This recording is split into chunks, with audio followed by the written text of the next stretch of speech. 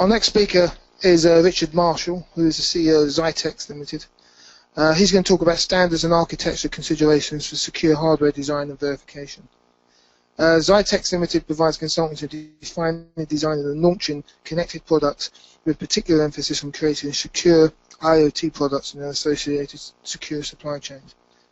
This is based upon more than 10 years of experience of creating and deploying secure connected products at scale with both the small cell cellular telecommunications and set-top box markets in both multinational and startup companies.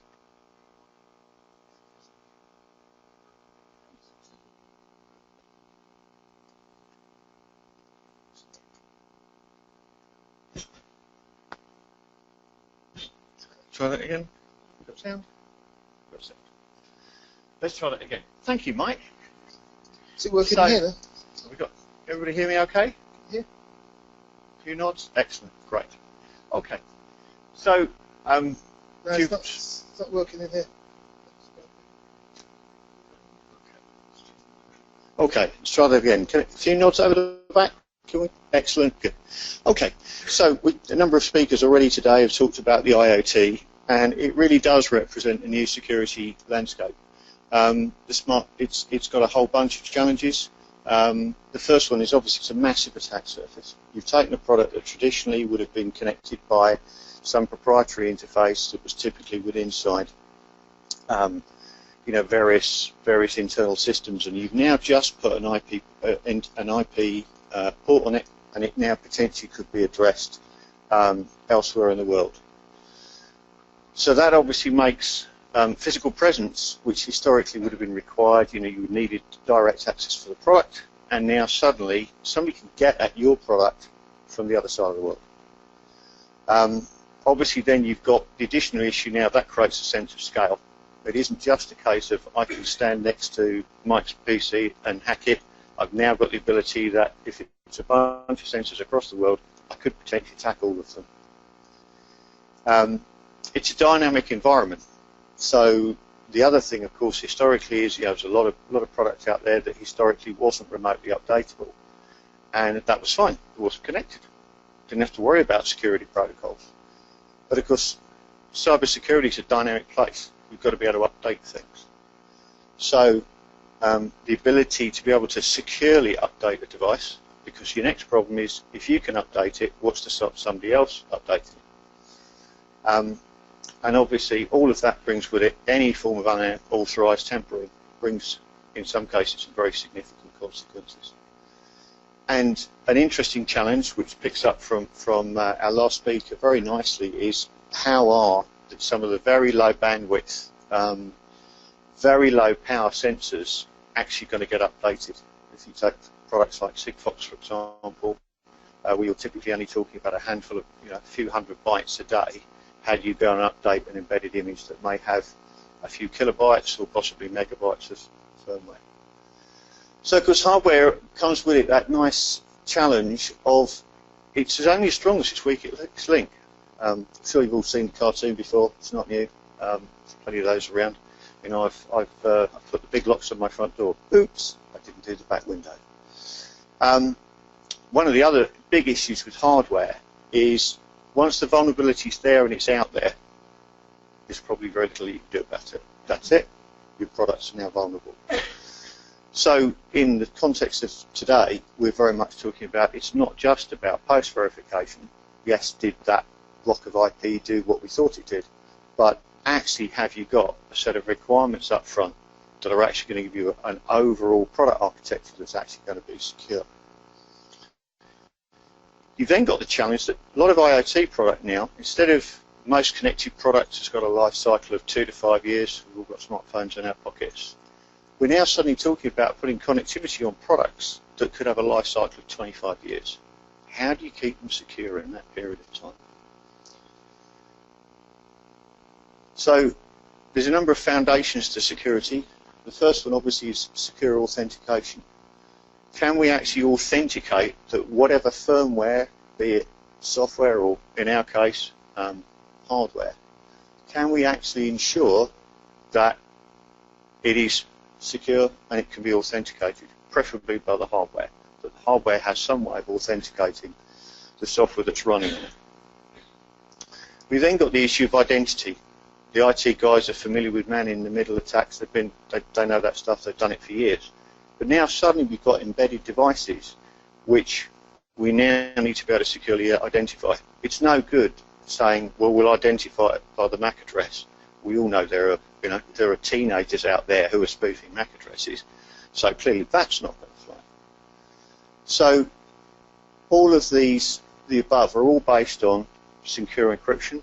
Most of us, I'm sure, are all familiar with the typical ones: AES, elliptic curve, RSA, secure one-way hash functions, be it SHA or the European RIPE-MB. Don't know who came up with that algorithm. And random numbers. But the crucial thing is, despite what the software guys will tell you, there isn't a secure software product out there yet, because it always needs hardware, and it needs secure hardware. So that brings us on to, in which case we're back to verification. We've got to know that the hardware is actually going to be secure in the lifetime of the product. And particularly with the drive in hardware, things like hardware accelerators are now being brought out, particularly for crypto functions. If you want to do low power, trying to do them all in software either takes A, too long, or B, it's just simply too power hungry. You've also got the issue that you typically want to make your crypto algorithms just simply less accessible. And of course the best way is move it out of software, put it into hardware. But that then brings on to the earlier conversation, the importance of system requirements. It's no good finding out that that product that you're just about to launch has got some security flaw in it, which is architectural. Because guess what? You're back to respins. So there's some of the classic ones. So how do we verify some of these things?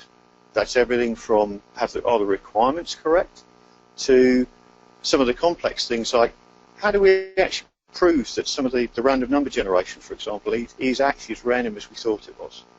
Because random numbers are actually very key, pun not intended, for building secure systems. So the good news is, fortunately, that international standards have covered a lot of this. The IT folks are very familiar with a lot of this. That's the good news. But typically, they're not so well known in hardware circles. So there are a number of applicable standards. The good news is I'm not going to go through all of them because if we were in the slot after lunch, you definitely all would be asleep. And by the way, for anybody who suffers from insomnia, read all of them. Guaranteed it'll solve the problem. So let's just pick a few. So the first thing is we've got a product, we want to make it secure, and we've got a life cycle. How do we know what kind of key strings and hashes? Where do we get the lengths from?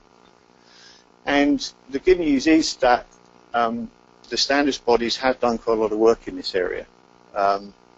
So obviously they need to be strong enough for intended use. They need to take into account, is the algorithm that you're going to choose, is it actually going to be strong enough in the lifetime of the product? Now obviously for a lot of the consumer products, it's not a major deal. I mean, for one thing, there's a lot of companies being quite cavalier about consumer security. But the other point is, hey, the product's probably going to be end of life in 2 or 3 years, so who cares? But obviously for infrastructure, that's a different story. That's a real concern. Is your SCADA system going to be secure in 10 years' time?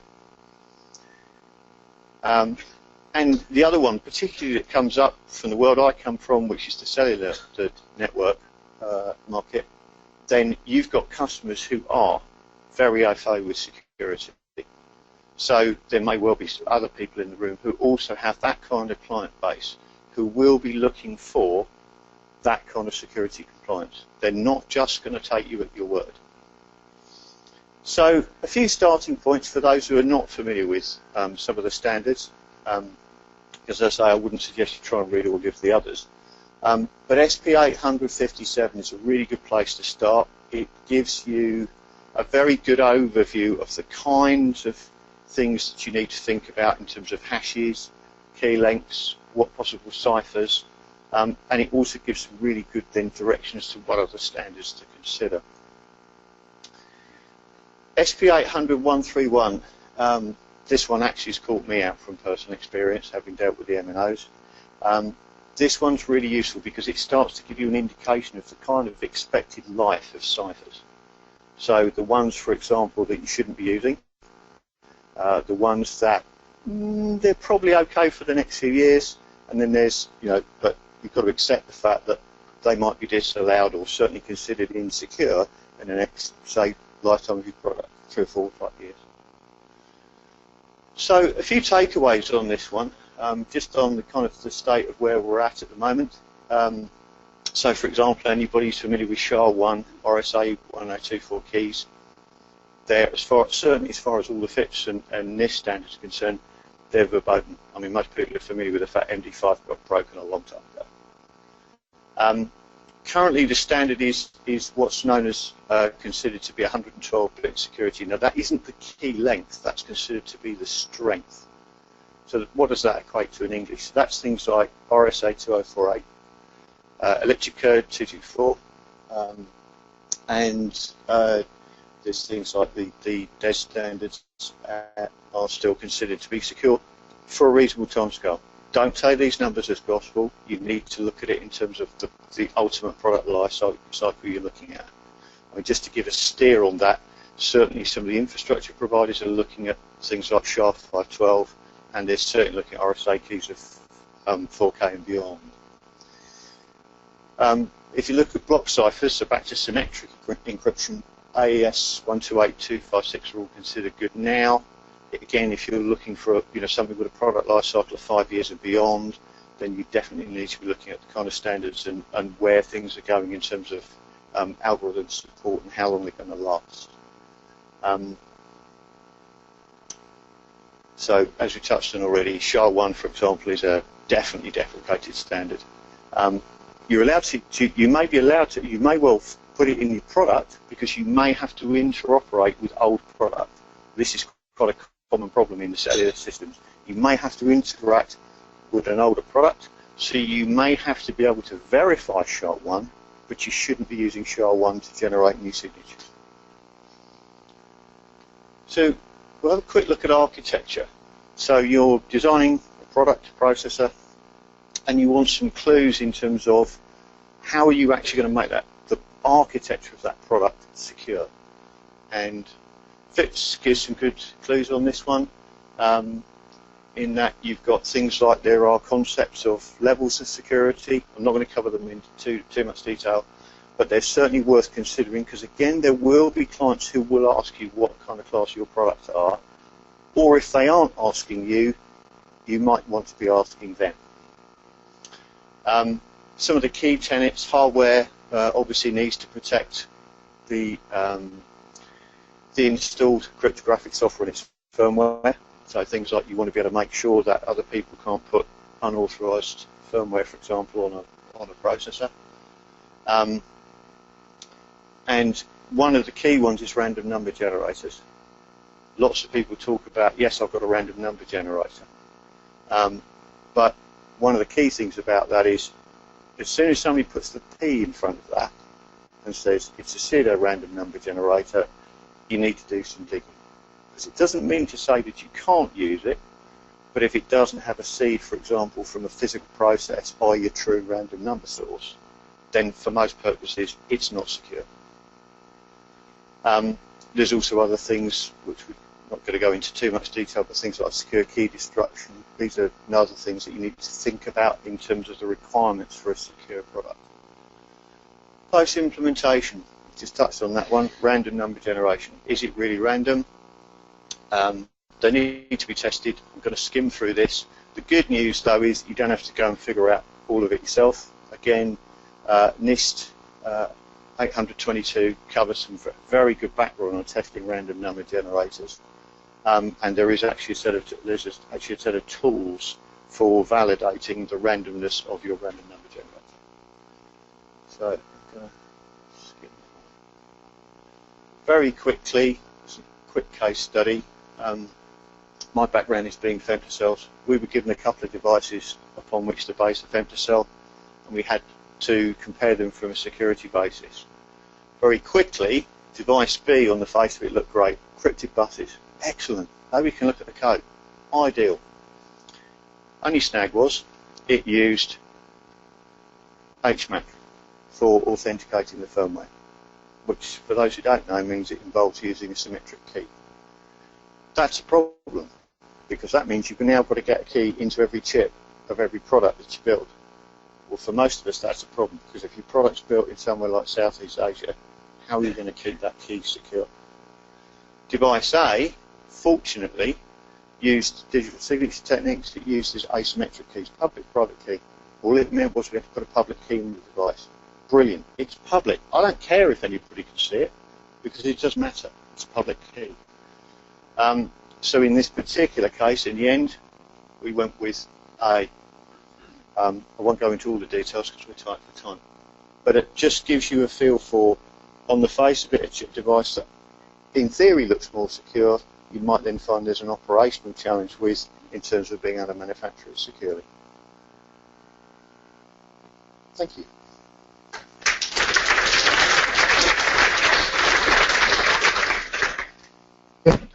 Are there any questions?